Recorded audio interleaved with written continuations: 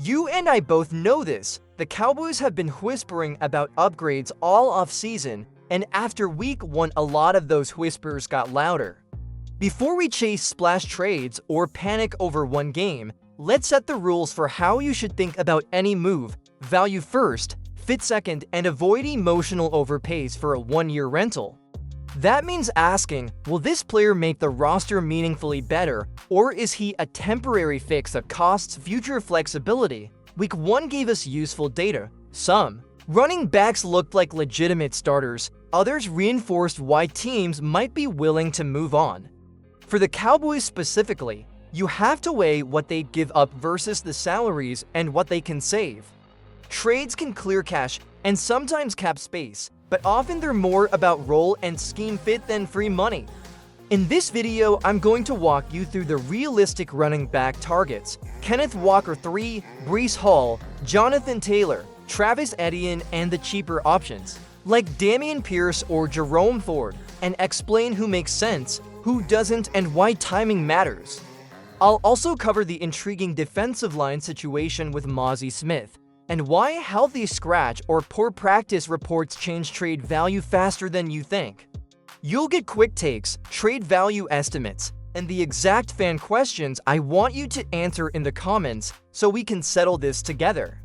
So before we dig into names, tell me this in the comments. Type 1 if you want the Cowboys to actively trade for a running back this season, or 0 if you'd rather they stand pat and trust the roster. Also hit subscribe and help us get to 16,000 subscribers. It makes a difference for the channel, and drop a like if you want more deep breakdowns like this. Next, we'll start with the running backs and go name by name so you know what makes sense and why. When you look at running back trade rumors, it's easy to get excited about the big names, but not every player is truly available or worth the cost. Let's start with Breece Hall of the Jets. After week 1, Hall reminded everyone why he's a feature back. He went for over 100 yards, showed burst, and looked like the best version of himself. That kind of performance makes it very unlikely the Jets will part ways with him. Could the Cowboys make an offer? Sure, if they wanted to push multiple first-rounders onto the table. But ask yourself, does that kind of overpay make sense for a team that already has so many upcoming financial decisions to handle? Probably not. Jonathan Taylor of the Colts is another dream target that fans always bring up. He's consistent, productive, and fits just about any system. The challenge? Indianapolis has no reason to move him if they keep winning, and the cost in both draft picks and contract dollars would be massive. Again, it comes back to value. If you hand over a top pick, then have to extend him for elite money, you're locking yourself into a move that could backfire down the road. That's why the Cowboys are probably hesitant. Now Travis Etienne with Jacksonville. He looked explosive in his opener and continues to show why he was a first-rounder. The Jags clearly trust him as their lead back, and unless an injury forces them to change plans, he isn't leaving. That's the reality with Etienne: high ceiling, but extremely low availability.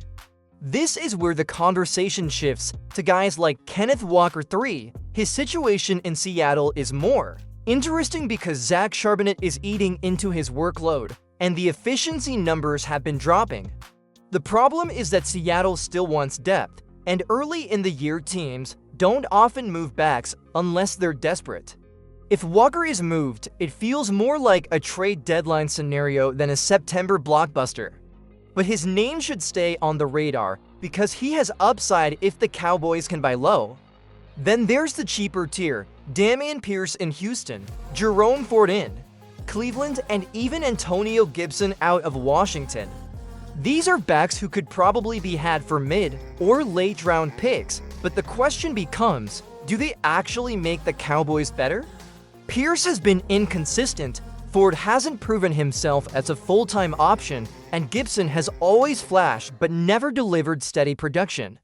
Trading for one of these guys might feel like action, but it doesn't guarantee results. And as a fan, you have to ask yourself, would you rather stand pat than bring in a player who doesn't really move the needle? So here's what I want you to do. Rank your top 3 running back trade targets in the comments based on who you think would help Dallas the most. And tell me this, would you be okay giving up a first-round pick for an elite running back like Taylor or Hall, or is that too rich for the Cowboys' future? I'll be watching your votes and using them for the next round of analysis. Up next, we need to talk about the Mazi Smith situation, because this might be the trade topic that actually has legs for Dallas. Mazi Smith is the name that keeps popping up in trade talks for one reason. He was a healthy scratch in Week 1. That is not where you want to be if you're a former first-round pick in your 3rd year. When Brian Schottenheimer came out and said the word consistency in relation to Mazi, that sent up a red flag. Coaches don't use that word lightly. It means practices aren't sharp, the daily competition isn't there, and trust isn't being earned. For a player fighting to define his career, that's dangerous territory. Now, Bleacher Report recently listed Mazi as one of the top Cowboys trade candidates, and they valued him something like a 2026 fifth-rounder.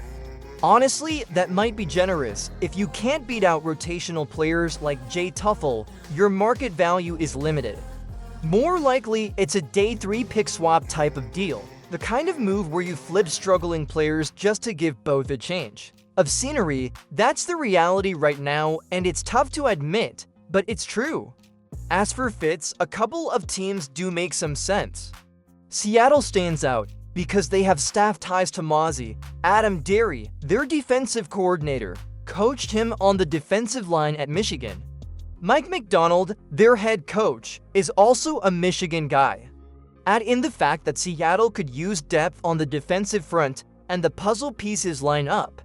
Other rumored fits like Kansas City or the Jets don't feel nearly as realistic, but Seattle does. From the Cowboys' perspective, a trade clears some cash, almost $2 million in savings, and removes a contract they might already be done with. It doesn't solve all cap issues, but it resets the roster at a spot where Jonathan Hankins is still battling through injuries and the depth chart is unsettled. The question for Dallas is whether they believe Mazi can still turn the corner. If he comes back and shows real effort in practice, maybe this conversation shifts, but if he's a healthy scratch again, the road starts looking a lot like Taco Charlton's, and you don't want to ride that path too long. So let me put this to you. What would you do with Mazi Smith? Drop a T in the comments if you'd trade him, or AK if you'd keep him, and hope it clicks. And don't forget to subscribe if you haven't already. We're chasing that 16,000 mark, and your support keeps the channel rolling every single day. Coming up, we'll flip to the offensive side and talk about Jalen Tolbert, another player who has quietly entered the trade conversation. Jalen Tolbert is a tricky case because on paper, he's not a major piece of the offense, but he's also not without value. Against the Eagles, his most memorable play was actually a block, and even that looked a little off, almost like he wasn't sure what his assignment was. That's the concern with Tolbert. It's not about talent, it's about the details. If you don't run the right routes, if you're not in the right spot, it disrupts the rhythm of the entire offense. And in a system that demands precision, that's a real problem. That said, Tolbert does bring some positives.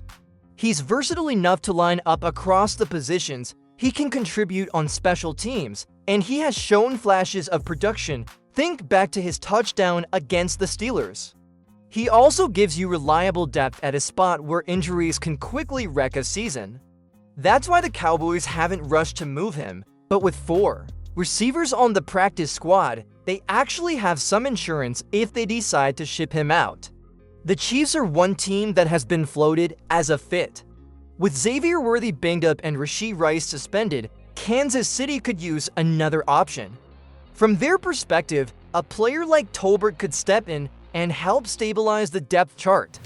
From Dallas' perspective, it comes down to what you get back. A simple day 3 pick swap isn't worth it. If you can get a linebacker, a running back, or even a mid-round pick, then it becomes a real conversation. For now, Tolbert's value to the Cowboys might still be greater on the roster than in a trade. But that can change quickly if Jonathan Mingo gets healthy and pushes for playing time, or if Ryan Flournoy flashes more upside in practice. That's when the calculus shifts, and suddenly moving Tolbert frees up a roster spot while adding value somewhere else. So let me ask you straight, would you trade Jalen Tolbert if the offer was a mid-round pick, or do you think he's more valuable as a depth piece? Drop a Y for yes and N for no, and explain why in the comments. And while you're here, make sure you subscribe and help push us closer to 16,000. Every single click matters, and it makes sure you don't miss daily Cowboys news like this. Next, we'll pull everything together and talk about the bigger strategy, when to buy, when to sell, and what the smart front offices actually do.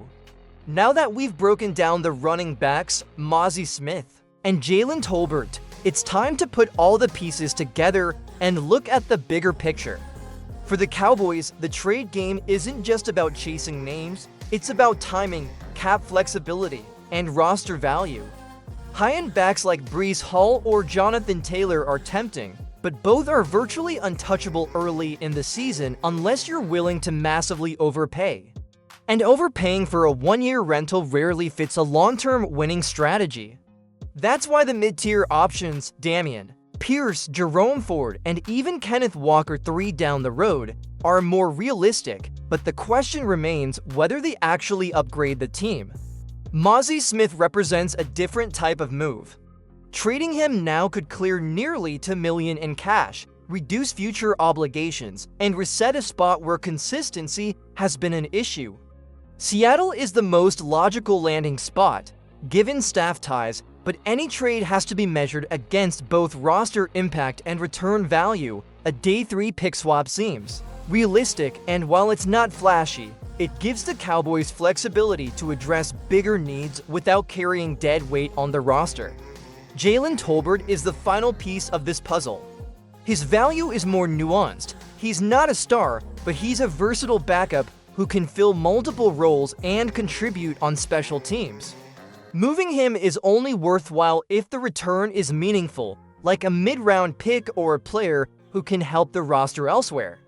The risk is minimal now because the Cowboys have practice squad depth, but injuries or Mingo's return could change the calculus quickly.